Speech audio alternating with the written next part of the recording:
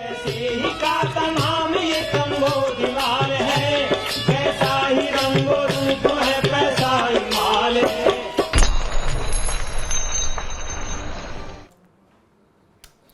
नमस्कार, मैं हूं शुभम शंकरधर। आप देख रहे हैं मनी 9। समय हो गया है आपके favourite prime time show money central का। मनी सेंट्रल की शुरुआत आज होगी आपके हाथ में फोन की जो इंटरनेट स्पीड है उससे जुड़ी एक खबर के साथ। लेकिन आज दिन की सबसे बड़ी खबर एक बार फिर से अदानी समूह है। अदानी समूह खबरें लगातार इस समूह से जुड़ी आ रही हैं और हम लगातार हर खबर आप तक पहुंचा रहे हैं। आज खबर है रेटिंग एजेंसी से जुड़ी, आज खबर है आरबीआई से जुड़ी और आज खबर है शेयर बाजार में लगातार जारी इस मेल्टडाउन का असर दरअसल कितना पड़ा निवेशकों के लिए, खुद अदानी समूह के प्रमुख गौतम अदानी के लिए। ये सब कुछ आपको बताएंगे, लेकिन कुछ और खबरें भी हैं जो आज मनी सेंट्रल का हिस्सा हैं। तो शुरुआत होगी, अब बढ़ जाएगी आपकी इंटरनेट की स्पीड। क्या कुछ ऐसा हुआ, क्या नियम बदले, कंपनी ने क्या तैयारी कंपनियों को करनी होगी इसके लिए, ये सब कुछ समझेंगे। पेमेंट बैंक को लेकर क्या है एयरटेल की तैयारी, क्यों थमने लगी इलेक्ट्रिक 2 व्हीकल की बिक्री, बड़े कारण हैं, क्या कारण है इनको समझेंगे। क्यों कमजोर हो रहा रुपया, आज रुपया 83 के पास पहुंचता दिखा, हालांकि उसके बाद कुछ रिकवरी दिखी, लेकिन ये कमजोरी अचानक आ क्यों गई। ठीक ठाक चल रहा था सब कुछ 3-4 हफ्तों से, फिर अचानक क्या हुआ। अदानी समूह पर बैंक क्यों बढ़ा रहे हैं निगरानी, इसकी जांच पड़ताल होगी। और बजाज ऑटो क्यों घटाएगा 2 व्हीलर का उत्पादन। कंपनियां उत्पादन घटाएं, किसी भी तरह ये अच्छी खबर नहीं है, चाहे रोजगार के लिए देखिए, चाहे अर्थव्यवस्था के लिए देखिए। लेकिन देश की सबसे बड़ी 2 व्हीलर कंपनी अगर ऐसा कह रही है कि वो अपना उत्पादन घटाएगी, क्यों घटाएगी, क्या इसके मायने हैं, ये समझेंगे। खबरों के विश्लेषण के लिए मेरे साथ स्टूडियो में मनी 9 के एडिटर अंशुमान तिवारी जी जुड़ गए हैं। सर, बहुत स्वागत है आपका। और अंशुमान जी से चर्चा करते हैं पहली खबर पर, जो है ब्रॉडबैंड से जुड़ी। सरकार ने ब्रॉडबैंड की परिभाषा में बदलाव किया है और इसकी वजह से उन क्षेत्रों में इंटरनेट सेवा में सुधार आएगा जहां अभी तक खराब नेटवर्क था। नई परिभाषा क्या है? नई परिभाषा ये है कि इंटरनेट की स्पीड अगर 2 Mbps होगी तभी उसे ब्रॉडबैंड माना जाएगा। अभी तक 512 kbps की स्पीड को इंटरनेट ब्रॉडबैंड की श्रेणी में रखा जाता था। टेलीकॉम रेगुलेटर ट्राई ने टेलीकॉम कंपनियों से टेलीकॉम सेवा की गुणवत्ता पर एक और काम करने को कहा है, वो ये कि हर तिमाही राज्यवार रिपोर्ट सौंपिए। शुक्रवार को ही ट्राई ने इसको लेकर निर्देश दिए थे। आप देखिए तो ये दोनों ही फैसले दरअसल अब सेवाओं के विस्तार से ज़्यादा सेवाओं की क्वालिटी को सुधारने को लेकर है कि ठीक है, विस्तार तो हो गया, 82 करोड़ से ज़्यादा ब्रॉडबैंड के उपभोक्ता आपकी परिभाषा के हिसाब से, पुरानी परिभाषा के हिसाब से भारत में हैं, लेकिन उनको जो ब्रॉडबैंड मिल रहा है वो बेहतर मिले। अब नियामक की कोशिश दरअसल इस बात की है। पहला सवाल सर, ब्रॉडबैंड की स्पीड से जुड़ा, स्पीड क्यों बढ़ाई जा रही है और इसका कंपनियों पर क्या असर पड़ेगा? ये फैसला काफ़ी महत्वपूर्ण है दूरसंचार क्षेत्र के लिए और उपभोक्ताओं की दृष्टि से। 512 kbps से किलोबाइट पर सेकंड से 2 मेगाबाइट की स्पीड होने का मतलब है कि इंटरनेट की स्पीड में 4 गुना की बढ़ोतरी। भारत में ब्रॉडबैंड की सबसे निचली सीमा तय की गई थी जब भारत में ब्रॉडबैंड नेटवर्क को विस्तारित किया गया था। ब्रॉडबैंड नेटवर्क वो नेटवर्क है जहाँ इंटरनेट की एक सर्टेन स्पीड मिलती है, नहीं तो पुराने टेलीकॉम नेटवर्क मौजूद थे जो कॉपर वायर पर चलते थे। अब यहाँ से भारत के टोटल इंटरनेट स्पेस में और कंपनियों के कामकाज के तरीकों में बड़ा बदलाव आएगा। पहले हम समझें कि सरकार ऐसा क्यों कर रही है। सरकार ऐसा इसलिए कर रही है कि भारत में अभी भी 45,000 के आसपास ऐसे गांव हैं जहां 4G नेटवर्क भी अवेलेबल नहीं है। तो वहां अगर नेटवर्क की व्यवस्थाएं बढ़ाई जानी है, वहां पर अगर इंटरनेट की स्पीड बढ़ाई जानी है तो उसे ब्रॉडबैंड की परिभाषा बदलनी होगी। ब्रॉडबैंड की परिभाषा बदलने का मतलब है कि वो कंपनियां जो ग्रामीण और कस्बाई इलाकों में बेहद सामान्य स्पीड का इंटरनेट दे रही थी, उन्हें इंटरनेट की क्षमता बढ़ाने पर निवेश करना होगा। ये निवेश 3-4 जगह होगा जहां मोबाइल इंटरनेट है, क्योंकि भारत में सबसे बड़ा हिस्सा मोबाइल इंटरनेट का है। भारत में ब्रॉडबैंड का जो केबल इंटरनेट है वो 15 से 20% है, 85% लोग मोबाइल से इंटरनेट प्रयोग करते हैं। कंपनियों की सबसे बड़ी चुनौती यही आने वाली है कि उन्हें टावर्स की डेंसिटी बढ़ानी पड़ेगी। मोबाइल टावर्स जगह जगह लगाने पड़ेंगे, बढ़ाने पड़ेंगे अगर उन्हें मोबाइल इंटरनेट की स्पीड को 2 Mbps मिनिमम करना है, क्योंकि अगर ज़मीन में केबल डालकर लगाया जाए ना तो उसकी तो लागत बहुत ज़्यादा है, उसका कैपेक्स बहुत ज़्यादा है। तो इसलिए मोबाइल टावर पर निवेश बढ़ाना पड़ेगा, उनके बड़े कैपेक्स होंगे, बड़ा कैपिटल एक्सपेंडिचर होगा, तब वो ब्रॉडबैंड की स्पीड को 2 Mbps कर पाएंगी, पहली चीज़। दूसरी चीज़ है कि सरकार ये इंश्योर करना चाह रही है इस फैसले के साथ कि जब 5G का नेटवर्क बनना शुरू हो रहा है तो ग्रामीण इलाकों में और कस्बाई इलाकों में लोगों को इंटरनेट की सुविधाओं में थोड़ा सा सुधार मिल सके। उसकी दूसरी बड़ी वजह यह है कि भारत के अधिकांश इलाकों में इंटरनेट की स्पीड एक जैसी नहीं है और जो ट्रैवल करने वाले लोग हैं वो 5G नेटवर्क से 4G नेटवर्क में और 3G नेटवर्क में अलग अलग जाते हैं।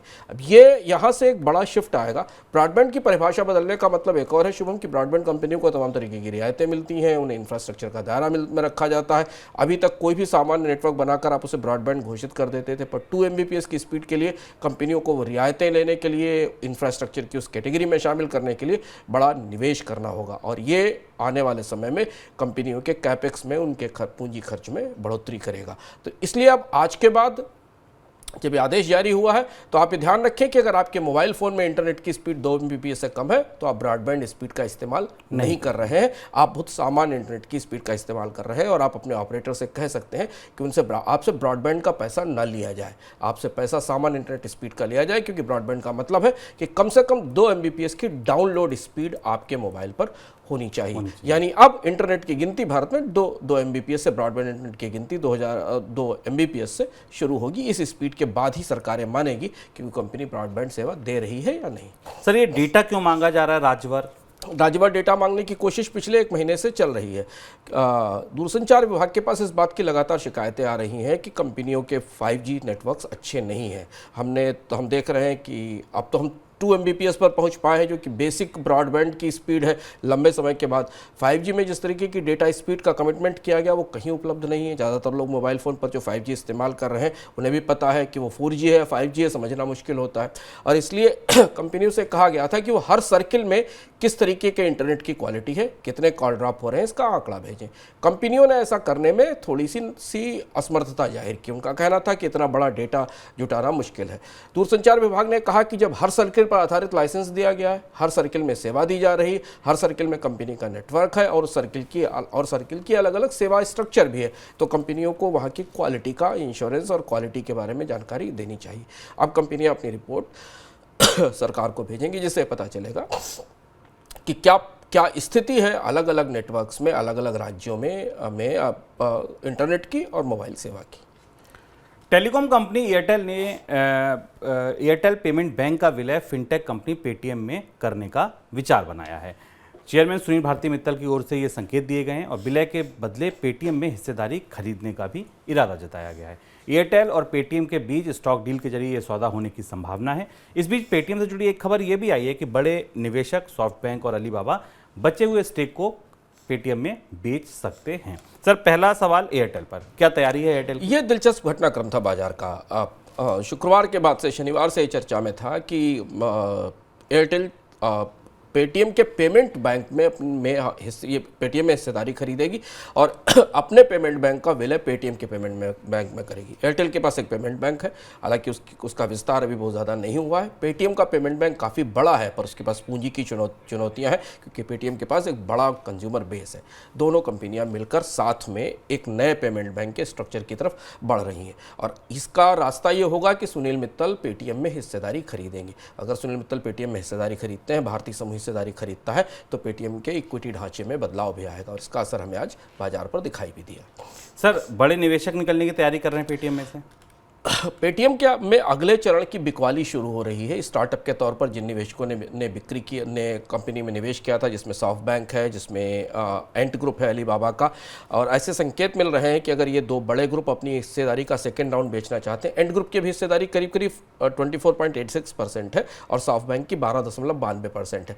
माना जा रहा है कि सॉफ्टबैंक अपनी हिस्सेदारी का बड़ा हिस्सा बेचेगा और ये बिकवाली किसे होगी, क्या ये मार्केट में होगी या किसी दूसरे पार्टनर को लाया जाएगा, इसके संकेत अभी स्पष्ट नहीं है। लेकिन पेटीएम के शेयर होल्डिंग पैटर्न में एक बार और बड़ा फेरबदल होने वाला है। एक तरफ ये जो पुराने निवेशक हैं ये कंपनी छोड़कर निकलना चाहते हैं, दूसरी तरफ सुनील मित्तल को विजय शेखर शर्मा अपनी कंपनी में हिस्सेदार बनाकर लाने की तैयारी कर रहे हैं।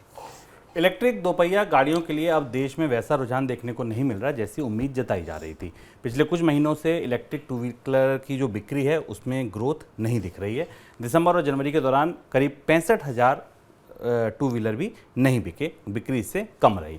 फरवरी में भी बिक्री कुछ इसी तरह रह सकती है। सरकार ने हाल में फेम योजना को लेकर सख्ती की, जिसकी वजह से उत्पादन पर असर पड़ा। इसके अलावा कंपनियों की तरफ से नए लॉन्च भी घटे हैं। सर, और क्या कुछ वजह हैं ये 2 व्हीलर जो नहीं बिक रहे हैं electric? Electric to vehicle industry Bharat में शुरू हुई थी सरकार की सब्सिडी के साथ। एक फेम 2 नाम की स्कीम थी जिसके तहत सरकार सस्ते two wheeler electric to vehicle लाने के लिए सब्सिडी देती थी। इस सब्सिडी स्कीम में कई किस्म की अनियमितताएं और घोटाले पाए गए। कंपनियां जिनको ये पैसा दिया गया था उनके लिए शर्त थी कि वो इन टू व्हीलर्स को भारत में बनाएंगी, भारत से उनके पुर्जों का तकनीक का उपयोग करेंगी, लेकिन ऐसा नहीं हुआ। इसमें काफ़ी इंपोर्टेड कंपोनेंट था। सरकार ने ये स्कीम बंद कर दी और इसके बाद जो इलेक्ट्रिक टू व्हीकल्स है उनकी कीमतों में तेज बढ़ोतरी आई है। उसका नतीजा है कि 10% के आसपास गिरावट इलेक्ट्रिक टू व्हीकल्स की बिक्री में आई है। अब सरकार इस स्कीम पर दोबारा विचार कर रही है। चूँकि इलेक्ट्रिक टू व्हीकल भारत में सस्ते होने के कारण बिक रहे थे, कंपनियाँ तत्काल नई आई थी, उनके पास कोई बड़ी कैपेसिटीज़ नहीं थी और इसलिए बाजार में कीमतें बढ़ते ही टू व्हीलर्स की मांग गिरने लगी है। अमेरिकी सेंट्रल बैंक अमेरिका में महंगाई को नियंत्रण करने के लिए लगातार कर्ज महंगा कर रहा है। कर्ज महंगा करने के पीछे जो मंशा है वो है मांग को तोड़ने की, लेकिन अमेरिका से लगातार इस तरह के आंकड़े आ रहे हैं जो संकेत दे रहे हैं कि वहाँ मांग बढ़ती जा रही है, टूट नहीं रही है। जनवरी के दौरान अमेरिका में कंज्यूमर स्पेंडिंग 2 साल के ऊपरी स्तर पर पहुँच गई। कंज्यूमर स्पेंडिंग में हुई इस बढ़ोतरी से आशंका बढ़ गई है कि आने वाले दिनों में सेंट्रल बैंक और सख्त हो जाएगा और ज़्यादा तेज़ी के साथ ब्याज दरों को बढ़ाएगा। इसी आशंका की वजह से अमेरिकी डॉलर में तेज़ी देखी गई जो 7 हफ्ते के ऊपरी स्तर पर पहुंच गया। डॉलर चमका तो फीकी पड़ गई चमक कच्चे तेल की, गोल्ड की और चांदी की। सर, अमेरिका में ब्याज दरों को लेकर अब कैसा परिदृश्य बनता दिख रहा है? अगर आप अमेरिका के 10 साल के यूएस ट्रेजरी बॉन्ड यील्ड को देखें तो 4% के करीब पहुंच दिखाई दे रही है। 3.96% पिछले हफ्ते में थी और ये इस बात का संकेत है कि बाजार अभी मान रहा है कि ब्याज दरों में बढ़ोतरी का दौर लंबा चलेगा। जो मैक्रो आंकड़े आ रहे हैं, चाहे लोगों की खपत के हों या महंगाई के हों, वो इस बात की तरफ इशारा कर रहे हैं कि महंगाई होने के बावजूद, ब्याज दरें महंगी होने के बावजूद ना तो खपत में गिरावट आ रही है, ना आर्थिक विकास दर में उतनी तेजी से कमी हुई है जिस लक्ष्य से ब्याज दरों में बढ़ोतरी की गई थी। तो अब बाजार अपने आप को फिर रीसेट कर रहा है। दिसंबर तक वित्तीय बाजार मान रहे थे कि ब्याज दरों में बढ़ोतरी का दौर खत्म हो चुका है, लेकिन अब बॉन्ड यील्ड्स को अगर आप देखें संकेत के तौर पर और बॉन्ड यील्ड्स भारत में भी देखें, दोनों जगह देखें, तो उनमें ये बढ़ोतरी इस बात का इशारा कर रही है कि आने वाले समय में फेडरल रिजर्व ब्याज दरों में और ज़्यादा बढ़ोतरी करेगा और इसी का असर हमें डॉलर इंडेक्स की मजबूती के तौर पर दिखाई दे रहा है, जो बात शुभम ने आपको बताई। और जब भी ब्याज दरें बढ़ने की संभावना दिखाई देती है, कमोडिटी मार्केट में एक गिरावट आती है और इससे 2-3 बड़े संकेत यहां से बनते निकल रहे हैं। एक तरफ तो युद्ध की आशंका या दबाव बना हुआ है, लेकिन दुनिया के बाकी बैंकर्स भी कह रहे हैं, जैसे यूरोपियन सेंट्रल बैंक के चेयरमैन का बयान आज सब जगह प्रकाशित हुआ कि जब तक महंगाई को 2% तक नहीं ले आएंगे तब तक नहीं रुकेंगे।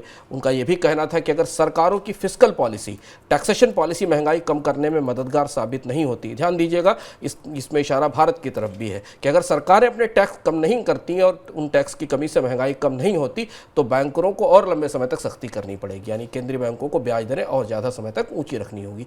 पूरा रसायन ही ब्याज दरों को लेकर बदलता दिखाई दे रहा है। दुनिया के बैंक शुभम और ज़्यादा हॉकिश हो रहे हैं और ज़्यादा आक्रामक हो रहे हैं महंगाई को लेकर कि उनको दिखता है कि सरकारें अपने कारणों से टैक्स में कमी करके महंगाई कम करने की कोशिशों में सफल होती नहीं दिखाई दे रही हैं। अमेरिकी डॉलर में तेजी की वजह से भारतीय करेंसी रुपए पर दबाव दिखा। रुपए की गिरावट को थामने के लिए रिजर्व बैंक अपने रिजर्व से लगातार डॉलर बेच रहा है। बीते 2 हफ्ते के दौरान रिजर्व बैंक ने अपने रिजर्व से करीब 14 अरब डॉलर बेचे हैं। देश का विदेशी मुद्रा भंडार इस वजह से घटकर 561 अरब डॉलर तक आ गया, जो 11 हफ्ते का सबसे निचला स्तर है। रुपया भी लगातार टूट रहा है। डॉलर का भाव 83 रुपये के करीब पहुंच गया है। आज 19 पैसे की गिरावट के साथ रुपया खुला था, हालांकि बंद होते होते करीब 10 पैसे की रिकवरी देखने को मिली है। सर, विदेशी मुद्रा भंडार को लेकर चुनौतियां क्यों बन रही हैं? विदेशी मुद्रा भंडार को लेकर 2 बड़ी चुनौतियां, और इसलिए अगर आप देखेंगे कि रिजर्व बैंक लगातार बाजार में दखल दे रहा है। आज भी जब रुपया 83 के करीब पहुंचता दिखाई दिया और डॉलर की कीमत 83 रुपए के आसपास पहुंचती दिखाई पड़ी तो रिजर्व बैंक ने फिर इंटरवीन किया और जो अब विदेशी मुद्रा भंडार में गिरावट आई जो कि 561 बिलियन डॉलर के आसपास है ये प्रमुख रूप से गिरावट बाजार में रिजर्व बैंक के दखल के कारण है। आप कहेंगे रिजर्व बैंक दखल क्यों कर रहा है? संकेत बाजार का यह है कि रिजर्व बैंक किसी भी स्थिति में डॉलर को 83 रुपए से पार नहीं जाने देना चाहता है। 2 इसकी वजह वजह है। एक तो ये कि भारतीय शेयर बाजारों में विदेशी निवेशों की निरंतर बिकवाली चल रही है। पिछला एक महीना हो गया और पिछले साल भी बड़ी बिकवाली हुई थी।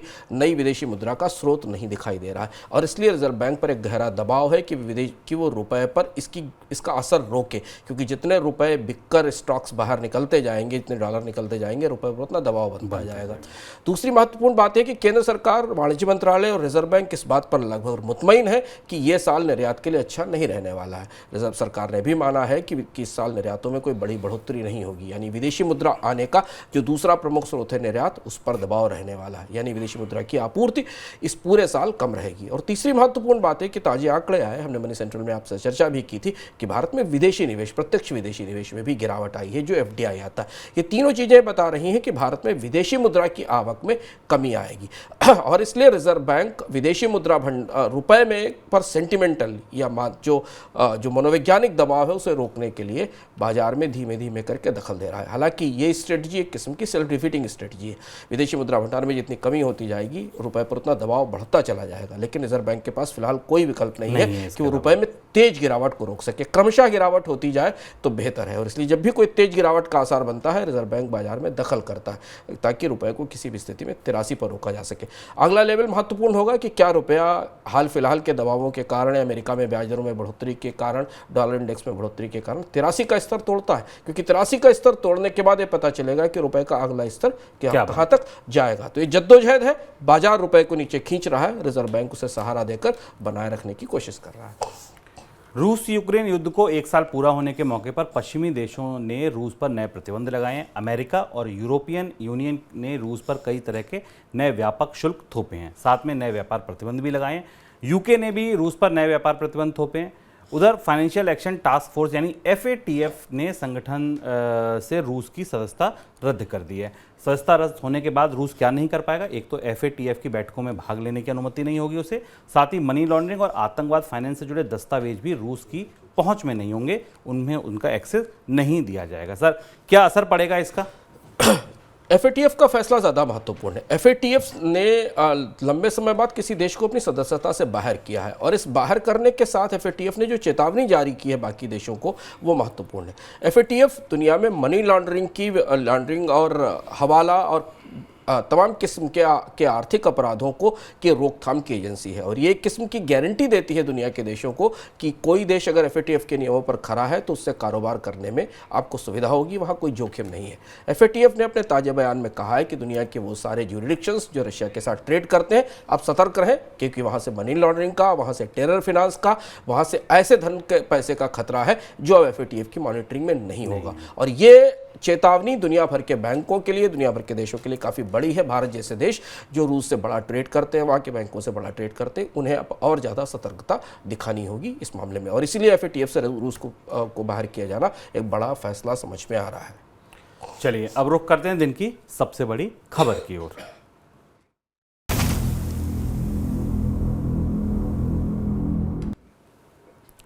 अदानी समूह में तो लगातार गिरावट बनी ही हुई है, लेकिन बाजार की गिरावट ने इसको और ज़्यादा गाढ़ा कर दिया, इसका रंग और ज़्यादा लाल कर दिया। अगर आज अदानी समूह के शेयरों की आप स्थिति देखिए तो केवल एक शेयर अदानी पोर्ट जो हरे निशान में था, 0.5% से ऊपर था। अदानी पोर्ट में लगातार खरीदारी बनी हुई है, विदेशी निवेशक इसमें खरीदारी कर रहे हैं, घरेलू निवेशक खरीदारी कर रहे हैं, ये तो नहीं पता, लेकिन खबरें ऐसी हैं कि बड़े निवेशक इसमें खरीदारी कर रहे हैं। इसीलिए अदानी पोर्ट्स भी अगर आप देखें तो अपने उच्चतम स्तर से सबसे कम गिरने वाला शेयर है जो 25% के आसपास गिरा है। लेकिन इसके अलावा हाल बुरा है। फ्लैगशिप कंपनी अदानी एंटरप्राइजेज आज फिर 10% नीचे है, 1187 का भाव आ गया है। अदानी ग्रीन 5% का लोअर सर्किट, अदानी पावर 5% नीचे, टोटल 5% नीचे, ट्रांसमिशन 5% नीचे, अदानी विलमेयर 5% नीचे। पांचों कंपनी में लोअर सर्किट लगा हुआ है। अंबुजा सीमेंट भी 4.5% नीचे है, ACC 2% नीचे है। बाजार जब 0.5% नीचे है तो अदानी ग्रुप के शेयर आप देखिए, एक एक शेयर 10-10%, 5-5% नीचे, यानी कि बाजार की गिरावट में और ज़्यादा तेजी से गिर रहे हैं। एक और लोअर सर्किट था, वो था NDTV के शेयर में, वो फिर से 181 रुपये के करीब आ गया है।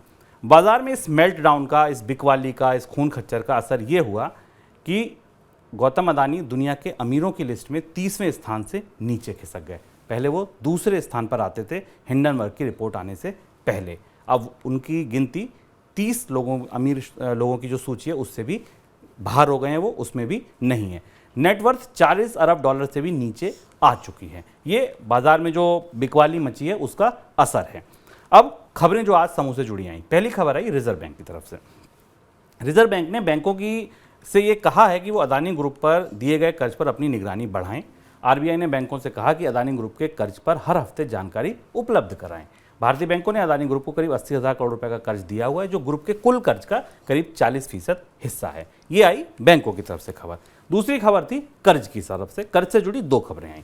पहली खबर S&P रेटिंग एजेंसी से जुड़ी। रेटिंग एजेंसी S&P ने अदानी ग्रुप के कर्ज को लेकर कहा है कि कर्ज पूरी तरह सुरक्षित है। खबर यह भी है कि अदानी ग्रुप करीब 40 करोड़ डॉलर के विदेशी कर्ज के लिए कुछ एजेंसियों से बात कर रहा है। दो बैंकों ने अपनी मंशा भी जाहिर की है, रुचि भी जाहिर की है। कर्ज को ऑस्ट्रेलिया में स्थित कोल पोर्ट की संपत्तियों को सिक्योरिटी रखकर लिया जाएगा कि भाई ठीक है, हम कर्ज लेने आ रहे हैं, ये हमारी माइन है, इसको आप गिरवी रखिए और हमको इस पर कर्ज दीजिए। पहले अब सवाल लेते हैं आरबीआई। सर, बैंकों से निगरानी बढ़ाने को क्यों कहा गया? ये पहली बार ऐसा हो रहा है शुभम, पिछले एक महीने के दौरान, जब रिजर्व बैंक ने बैंकों से अडानी के कर्ज पर निगरानी बढ़ाने के लिए कहा। और इसे समझना जरूरी है, जैसा कि हम प्रारंभ से शुरुआत से कह रहे हैं कि शेयर बाजार में भरोसा कायम रखने में अडानी समूह बिल्कुल नाकाम रहा है। शेयर बाजार की जो स्थिति आपको शुभम ने बताई, रोज बाजार खुलता है और स्टॉक्स तेजी से गिरते हैं, नीचे के लेवल तक जाते हैं। तो बाजार का कॉन्फिडेंस तो लगभग खत्म सा होता दिखाई दे रहा है। अडानी समूह के स्टॉक्स में जो भी हो रहा है वो थोड़ी स्पेकुलेटिव ट्रेडिंग हमें दिखाई दे रही है। अडानी पोर्ट थोड़ा स्टैंड कर रहा है, और वो इसलिए कर रहा है क्योंकि अडानी पोर्ट्स के पास रेवेन्यू की स्ट्रीम दिखती है, वहां से राजस्व आने की संभावना दिखाई देती। पर बैंकों का सक्रिय होना और आरबीआई का बैंकों से प्रति सप्ताह के आधार पर अडानी के कर्ज पर रिपोर्ट मांगना काफी महत्वपूर्ण है। और इस तरह से आप कह सकते हैं कि रिजर्व बैंक ने अडानी समूह को बैंकों से मिले कर्ज की निगरानी शुरू कर दी। ऐसा इसलिए है क्योंकि अडानी समूह का जो टोटल डेट है उसमें करीब 40% डेट भारतीय बैंकों का है, जिसमें 10% प्राइवेट बैंकों ने दे रखा है और 30% सरकारी बैंकों की तरफ से गया है। अगले साल के दौरान 2023 में अगर आप देखें तो 16 से 17 हजार करोड़ रुपए की देनदारी अडानी समूह पर आने वाली है, और लगभग 11 से 12 हजार करोड़ की देनदारी 2024 में आने वाली है। ये देनदारियां अडानी समूह के भविष्य के सबसे निर्णायक हिस्से हैं। यहाँ से अब सारी चीज़ें इस बात पर निर्भर होंगी, और इसलिए आरबीआई ने बैंकों से कहा है कि अडानी समूह के जुड़े हुए कर्ज से के बारे में नियमित जानकारी दी जाए। वो जानकारी क्या होगी? रिपेमेंट्स के प्रोसेस के बारे में, कितनी तेजी से रिपेमेंट्स आ रहे हैं, क्या सही समय पर सूचना रिपेमेंट आ रहे हैं कि नहीं आ रहे हैं, इसकी निगरानी बैंकों को करके आरबीआई को देनी होगी। तो पहली बार स्टॉक मार्केट में तेज गिरावट के बाद बैंकों की तरफ से, आरबीआई की तरफ से, रेगुलेटर की तरफ से प्रोसेस शुरू किया गया है। हालांकि अडानी समूह की तरफ से अभी कर्ज को लेकर, भारतीय कर्ज को, बैंकों के कर्ज को लेकर कोई बड़ी चुनौती का संकेत नहीं दिया गया है। अडानी समूह विदेश के कर्जों को लेकर मैनेज करने की कोशिश कर रहा है, पर जो कर्ज का बड़ा बोझ है और इस साल की बड़ी देनदारियां हैं, उसे लेकर अब थोड़ी चुनौतियां और सवाल उठना शुरू हो गए हैं। तो दूसरा सवाल कर्ज को लेकर किस तरीके की कोशिशें की जा रही हैं, किस तरीके की खबरें वो अंदाज दे रही हैं? अडानी समूह दो तरीके की कोशिशों में है। जैसा हम लोगों ने शुरुआत में भी चर्चा में शुभम कहा था कि पहली बार लगभग हिंडनबर्ग की रिपोर्ट 24 जनवरी को आई, और उसके जनवरी के एंड से लेकर अभी तक पहली बार ऐसा हुआ है जब अडानी समूह नए कर्ज की कोशिश कर रहा है। अभी तक ज़्यादातर कोशिशें ये थी कि जो पुराने कर्ज हैं उनको समय पर चुका दिया जाए, जो कर्ज शेयर के अगेंस्ट लिए गए थे उन्हें चुका दिया जाए, जिन बॉन्ड्स की देनदारियां आ रही थी उन्हें चुकाया जाए। अब अडानी समूह करीब $400 मिलियन के डेट के नए कर्ज की कोशिश कर रहा है। ये अपने आप में एक चुनौती का संकेत है। इतने सारे बड़े कर्ज के बाद शायद समूह इस दबाव में है कि उसे भविष्य की संभावनाओं के लिए अपने आप को और ज़्यादा कर्ज की ज़रूरत है। इसकी कोशिश इस तरह से की जा रही है कि अडानी समूह की एक पोर्ट एसेट है ऑस्ट्रेलिया में, जिसको नॉर्थ क्वींसलैंड एक्सपोर्ट टर्मिनल कहते हैं। इस टर्मिनल को आधार बनाकर अडानी समूह कर्ज लेना चाहता है। माना जा रहा है कि इसकी करीब जो वैल्यू है, उस वैल्यू के हिसाब से अडानी समूह को $400 मिलियन के आसपास का कर्ज मिल सकता है। 2-3 बैंकों से इसके लिए बात की जा रही है। लेकिन ये कर्ज के बारे में संकेत ये भी है कि कर्ज थोड़ा ज़्यादा महंगा होगा, क्योंकि कंपनी पहले से ही कर्ज के बोझ में दबी हुई है। दूसरी तरफ एक जो S&P से जुड़ी हुई खबर आई, S&P ने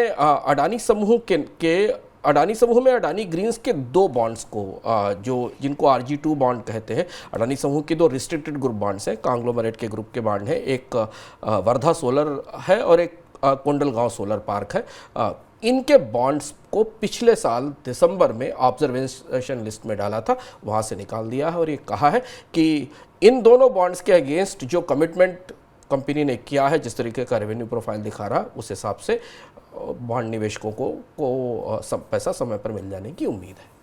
बिल्कुल सर, एक फैसला सेबी की तरफ से और लिया गया। सेबी ने अब एक सेंट्रल डेटाबेस बनाने पर विचार कर रही है सेबी, जिसमें एफआईएस की जानकारी होगी। हाँ। क्या इसके तार भी, इसके संदर्भ भी अदानी समूह से पूरे घटनाक्रम से जुड़ते दिख रहे हैं? सेबी लगातार इस बात को जानने की कोशिश कर रही है कि भारत में विदेश में निवेश करने वाले जो फॉरेन पोर्टफोलियो इन्वेस्टर्स हैं उनके पीछे कौन है, क्योंकि फॉरेन पोर्टफोलियो इन्वेस्टर कोई बैंक हो सकता है, कोई निवेश संस्था हो सकती है जो दुनिया के किसी भी ज्यूरिडिक्शन से, मॉरिशस से, सिंगापुर से, लंदन से काम कर रही हो, पर वो जो पूंजी आ रही है उस पूंजी का बेनिफिशियरी कौन है, और इसे लेकर काफ़ी ऊहापोह और उथल पुथल रही। पहले भी सेबी की कुछ कमेटियां इस मामले में पारदर्शिता की बात कह चुकी हैं, पर वो बातें लागू नहीं हो सकी। अब सेबी ने फिर दोबारा कोशिश की है कि वो एक सूचना का रिपोजिटरी या तंत्र बनाना चाहता है जिसमें हर एफपीआई को ये बताना होगा कि उस एफपीआई के पीछे बेनिफिशियरी कौन है। आमतौर पर जब एफपीआई निवेश करते हैं तो फंड मैनेजर की तरह काम करते हैं, ये नहीं पता होता है कि उसमें फंड किसका लगा हुआ।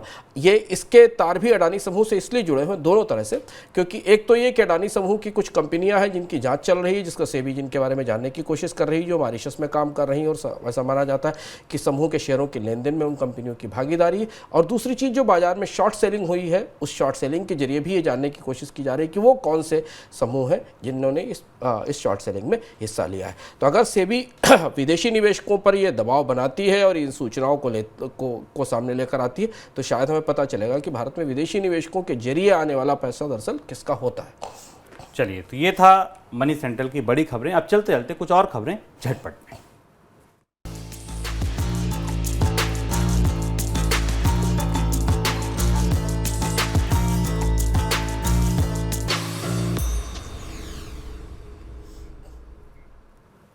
घटती एक्सपोर्ट मांग की वजह से देश की दिग्गज two wheeler company Bajaj auto आने वाले दिनों में टू व्हीलर उत्पादन में कटौती कर सकती है। कंपनी के सबसे बड़े एक्सपोर्ट बाजार नाइजीरिया में आर्थिक चुनौतियों की वजह से मांग घटने की आशंका है, जिस वजह से कंपनी अपने मासिक टू व्हीलर उत्पादन में कटौती कर सकती है। इस साल अप्रैल से दिसंबर के दौरान बजाज ऑटो का औसत मासिक उत्पादन 3,38,000 टू व्हीलर्स का रहा है, लेकिन मार्च में इसे के घटकर 2,70,000 रहने की आशंका है। टेक कंपनियों में कर्मचारियों की छटनी का सिलसिला थमने का नाम नहीं ले रहा। माइक्रो ब्लॉगिंग प्लेटफॉर्म ट्विटर एक बार फिर से 200 कर्मचारियों की छटनी करने जा रहा है। इससे पहले ट्विटर हजारों कर्मचारियों की छटनी कर चुका है। मोबाइल फोन उपकरण बनाने वाली दुनिया की दिग्गज कंपनी एरिक्सन ने भी दुनिया भर में 8500 कर्मचारियों को निकालने का फैसला किया। पिछले हफ्ते एरिक्सन ने कर्मचारियों को छटनी की जानकारी दी है। नेशनल स्टॉक एक्सचेंज की सहायक कंपनी एनएससी इंडाइसेस ने निवेशकों के लिए देश का पहला म्युनिसिपल बॉन्ड इंडेक्स लॉन्च किया है।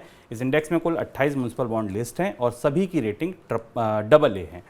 शुक्रवार को ये इंडेक्स लॉन्च किया गया। ऐसा कोई टिप्पणी आपकी? हाँ, इसमें सबसे महत्वपूर्ण खबर जो बजाज के उत्पादन में कटौती की है, और काफ़ी बड़ी तेज कटौती हो रही है। और इसकी वजह ये कि नाइजीरिया बजाज के टू व्हीलर्स का, खासतौर से बाइक्स का सबसे बड़ा बाजार है, और नाइजीरिया की अर्थव्यवस्था में इस समय गहरा संकट है। नाइजीरिया में एक किस्म का डिमोनेटाइजेशन किया गया है। नाइजीरिया में जो महंगाई की दर है वो करीब 22% के आसपास है। सालाना महंगाई दर 22% के आसपास है। नाइजीरिया के बैंक ने लगभग वैसा ही काम जैसा भारत में हुआ था, दूसरे तरीके से किया है। नाइजीरिया के बैंक ने अपने मौजूदा करेंसी को डिमोनेटाइज कर दिया है और चूंकि बाजार में करेंसी की भरमार इतनी ज़्यादा है, नोट इतने ज़्यादा है कि उनका डिज़ाइन बदल दिया गया है, और लोगों से कहा गया है कि वो बैंकों में आकर अपने पुराने डिज़ाइन के नोट जमा कराएं और उसके बदले नए नोट इशू करें। नाइजीरिया के सेंट्रल बैंक की कोशिश है कि बाजार में महंगाई को रोकने के लिए पूंजी का प्रवाह या कैश का प्रवाह थोड़ा सा कम किया जाए, और उस वजह से बाजार में मांग बुरी तरह टूटी है। नाइजीरिया का एक बड़ा हिस्सा गरीबी का शिकार है, जहाँ लोगों की बचतें कैश में ही रहती हैं, कैश इकॉनमी है।